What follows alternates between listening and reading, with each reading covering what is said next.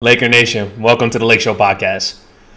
The Lakers behind Kuz 25 points got the W over the Orlando Magic 119 to 112. On today's vid, I'm going to give my game recap and analysis and provide 5 game takeaways from this game. But before I get into the video, if it's your first time to this channel and you're looking for a different flavor of Laker basketball content on the tube and you value objectivity, rationale, logic, an unbiased perspective, substantive empirical data from a student of the game's perspective, then you've come to the right place and you arrive. Consider subscribing. For those of you who are already subbed, switch that notification bell to get alerts on the videos that I drop. And lastly, the best way to support my content, if you guys are willing and able to do so, is to shop through my Amazon affiliate link. For those of you who shop through Amazon, I'll have the link in the description of this video, as I'll earn a small commission and I'll utilize those funds to improve the quality of this channel for you guys. Let's get into my game recap. So the first quarter, Lakers started off the game with an assist from Danny Green to LBJ on the cut for the dunk. You know, I like to see LeBron James move off the ball more, so hopefully he's able to utilize his ability to tap the cup. He's able to finish very, very well at the rim, so, you know, it will obviously lessen predictability on the offensive end for elite teams and things of that nature. So hopefully LeBron James moves off the ball more so, especially within the playoffs, so he can preserve his energy. But Lakers, you know, are the second best in the league at getting to the paint and scoring inside. So we have to use our ability from all players that are on the floor, as opposed to just, you know, jacking up threes or anything of that nature, just standing around waiting for AD or LeBron to go to work. But, you know, Kuz comes in at the 7+ minute mark or so, splashes a three from the right corner to give the Lakers a 5-point lead, 15-10. And what I liked about that shot in particular was that Kuz was decisive, and he was mostly decisive this whole game, man. As when he's indecisive and when he's trying to force the offense, he's going to take poor shots and have a poor shot selection. So it was good to see him thrive this game in terms of his decisiveness. Lakers gave up too many offensive rebounds in the first quarter, and overall in this game, I believe they gave up about 5 or more offensive rebounds in the first quarter alone. You know, they have to do a better job at finding a body when a shot goes up and securing the boards. It's just that simple. AD had a strong start with 9 points, 9 rebounds, and then he got poked in the eye at the 2-minute mark or so within the first quarter. You know, it was a smart call from the Lakers, man, to not play him. I mean, it's scrimmages. They don't really need to see more from AD. He's already playoff ready. LeBron James is playoff ready. So just let the the youngins play, man. Get them tick. Get Quinn Cook, the role players. You know, people that are trying to fight for tick on this team. Get them some tick, man. But you know, this is merely scrimmages. That's all it is, which are tune-ups before the regular season starts, the 8 games, the restart, and then of course the playoffs. So longevity, of course, and health is the key. But you know, I liked how AD was aggressive off the dribble this game, attacking the cup. Getting to the free throw line, as opposed to just, you know, settling for a fadeaway jump shot that's contested and then falling down on the ground, and then, you know, the big gets out, leaks out, and then it creates a transition opportunity for each team. He does that a lot. Kyle Kuzma falls down a lot. You know, players like that, LeBron at times, trying to, you know, ask where the foul is and get that phantom call, and that's got to stop. You know, they got to attack the cup more, especially AD. But, you know, that needs to take place within the playoffs. AD needs to, you know, just put his head down and kind of go towards the rim, man, and get some fouls. But, you know, a beautiful set play at the 51-second mark or so from LBJ to J.R. Smith on a curl, which led to a Dwight Howard lob dunk as the defense collapsed on J.R. Smith when he was penetrating from left to right to go towards the rim, man. Beautiful play by the Lakers in the half court. You know, Laker fam, I believe J.R. Smith can be utilized as another option to facilitate within the offense. I think Frank Vogel knows that. He does that very well as a guard that can facilitate a guard-forward kind of combo. J.R. Smith plays, even though he's undersized at the 3, of course. But I think Frank Vogel will use J.R. Smith in terms of his ability to shoot the ball as a threat. He'll use him as a decoy. And then as the defense collapses on J.R. Smith, then he'll be able to find Dwight Howard, AD, JaVale McGee for lob dunks and things of that nature. Kuzma, man, he erupted on the Magic from 3. He was 4 for 4, man. It was good to see him in rhythm, and also, like I said earlier, decisive. You know, 12 points, 4 for 4 from 3-point land in the first quarter. it's just good to see him come to life and gain that confidence, man. I like it versus the Magic in this game. But like I said last podcast, Dion Waiters being signed is going to force Kyle Kuzma to play better. So Dion, isn't just a benefit for scoring, but he's also a benefit in the aspect of waking up Kuzma in order to just bring that sense of urgency to Kyle Kuzma for him to just step up his game. The Lakers, I believe Kyle Kuzma knows the Lakers don't really have that faith in him, so to speak, fully in terms of him being the third option or his scoring abilities. So he has no choice but to step up, and it is what it is. And he did that this game, and hopefully he's able to carry that over for the next games and into the playoffs. But then Lakers defended tremendously in the first quarter, holding the Magic to I believe 22% shooting. They were 6 for 24 from the field. The Magic struggled within the half court. Credit the Lakers defense. The Lakers did a good job switching on off-ball screens and things of that nature, whether it was the big man taking the guards coming from left to right on curls and things of that nature, whether it was for Fournier or Aaron Gordon, rather, Terrence Ross, players like that, DJ Augustine, et cetera, because we know DJ Augustine, as a Laker, he gives the Lakers fits for the games that he plays, particularly in Staples. But, they did a good job. They aren't top 3 in defense for nothing. But the Lakers go into the second quarter up 35-19. To the second quarter, Magic go on an 11-2 run to start the second quarter. Cutting the deficit to within 7, I believe, 35-28. Then Kuzma follows with the mid-range jump shot with the entry pass to the middle of the zone, which is the weakest part of the zone, and then also the side corners. For those of you who study the game like I do and just understand how to break a zone defense. But the second quarter was just as bad shooting-wise for the Magic as the Lakers continue to play good defense, forcing the Magic into tougher shots.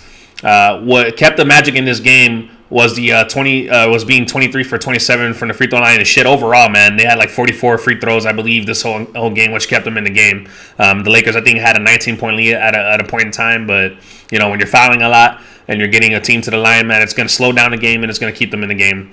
But Lakers went up 13 into the second half, 60-47. LeBron James had, by the end of the first half, 8 points, 5 dimes. Kyle Kuzma, 16 points, 4 for 4 from 3. Nice half by Kyle Kuzma. Third quarter, second half continues with Kyle Kuzma. Started off where he left off in the first half, man. With the 3-point jimmy in the eye of the Magic defender. The confidence from Kyle Kuzma was key to this game. Again, more decisive in his offensive approach to this game. I like what I saw from him this game. Magic going on a 19-6 run, lower the deficit to within 5, I believe, 63-58 on a DJ Augustine corner 3 ball. Again, man, DJ Augustine, I think he had 21 this game. He's always a tough assignment for the Lakers in their guards, but he puts them on skates a lot in the pick and roll and things of that nature. And then, man, Caruso. The stands, the fans have been waiting for Caruso. I'm gonna be hard on y'all, man, because I get tired of you guys on social media. I don't get me wrong, I like Caruso, but the stand shit, man, is just annoying. It's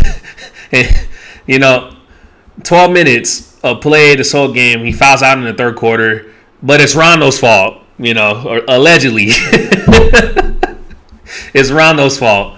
So I swear, man, I seen cats on social media bring up Rajon Rondo when the brother's not even here. He's injured. They just find Rondo to be a scapegoat for everything, no matter if he's playing or not. It is what it is. But again, my issue with people is the fact that they want to pick and choose sides when it's convenient for them. They don't want to credit Rondo when he plays good. They want to jump on him immediately, man, like flies on shit. And just criticize him for the game when he does bad. But then when Alex Caruso doesn't do good, it's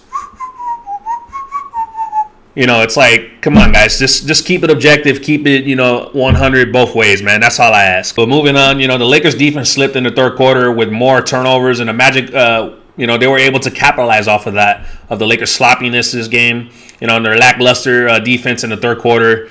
Also, the second unit struggled offensively. Lakers still managed to keep a lead going into the fourth quarter up by 2, 89-87. And in the fourth quarter, man, Smith started off with the poorly contested jumper that hit the side of the backboard. then led to a Magic 3-point shot. You know, it's bonehead plays like that, JR. It's bonehead plays as to why fans don't like you, man. You know, hopefully that shit doesn't happen in the playoffs, and the brother could, you know, could be in the right state of mind and just not force things and do shotgun the fool stuff like that, man. It's like, come on, man, just slow it down, ease into things, and try to use your head or use somebody else's. I don't know. But you know, Dion Waiters gave the Lakers a little bit of a lift offensively. That's what he's here to do. You know, hitting a three, then scoring early in transition. You know, attacking the cup, had like 7 points within the first 5 minutes of the fourth quarter, I believe. So we needed that lift, man. The Lakers' second unit is struggling, and you know, you could see it in terms of just them integrating J.R. Smith and Dion Waiters. But then KCP shot the gap and anticipated a handoff play around the 5-minute mark, early 5-minute mark or something like that. Got a steal and then a breakaway dunk. Nice anticipation by KCP to get the Lakers up by 8, I believe, at that time, 108 to 100. Then KCP and Waiters down the stretch as Magic came to within 3 points, I believe, with a few minutes to go at the end of the game. You know, they helped, both of them helped close this game to get the Lakers a W, particularly Dion Waiters with tough shots, man, a fadeaway mid-range jump shot, and then a heavily contested deep three to close the game. So shout out to Dion Waiters and KCP, man, for closing the game to get the Lakers a W. So let's get into the team stats and the player stats. Team stats, you know, Lakers had 23 turnovers, man. Got to take care of the ball. And then the Lakers allowed the Orlando Magic to get 20 offensive boards, man. That's too damn much, like the rent. Rent too damn high, people moving out. Can't be doing that, man. But Lakers fouled a lot, allowing, you know, the Magic to get to the free throw line 44 times, I believe, in this game. They hit 81% from the free throw line, which allowed the Magic to stay in this game, along with the turnovers, despite them shooting horrifically from the field, from three as well. The Lakers did a good job defensively, man. But again, if you're allowing a team to get to the free throw line and you're fouling a lot of that stuff is going to be nullified. But then the player stats, Kyle Kuzma, 25 points, 7 rebounds, 10 for 13 from the field. One of his better shooting games, very efficient for Kuz. Hopefully he can continue that, you know, into the regular 8-season games for the restart, and then, of course, for the playoffs. So we'll see how that goes in terms of his consistency. And then LeBron James, 20 points, 7 assists. We know what he can do once again, man. He's already playoff ready. Same thing with AD. And then KCP, man, a good game for him. 17 points, 3 rebounds, 3 assists, 2 steals. Helped, along with Dion Waiters, close this game for the Lakers to win.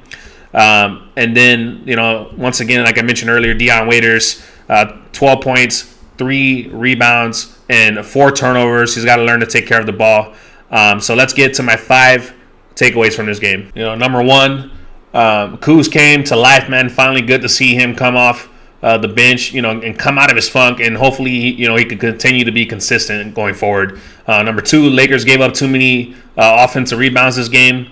Allowed the Magic to get 20. They got to secure rebounds and box out, man, and find a body when a shot goes up. It's that simple. Fundamentals. Number 3, second unit, their offense struggled. You could see it this game with Dion Waiters and J.R. Smith being integrated. Of course, the bad thing about this NBA restart and being off 4 months is that Dion Waiters and J.R. Smith, they're not able to gain that camaraderie, that cohesiveness with the team. So it's going to take them a while. So it's going to be growing pains with them, Laker fam. It's going to take time for them to gain that chemistry and that timing with their teammates in terms of knowing what they like and know how to play with each other. So, you know, that's going to be growing pains from time to time.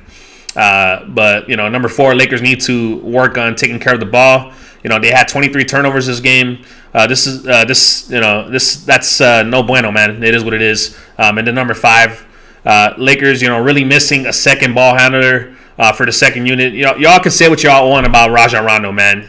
The brother surely missed. We can see it this game, and we're going to see it until he comes back. You know, Dion Waiters is not a ball handler, and he is a scorer. It's as simple as that.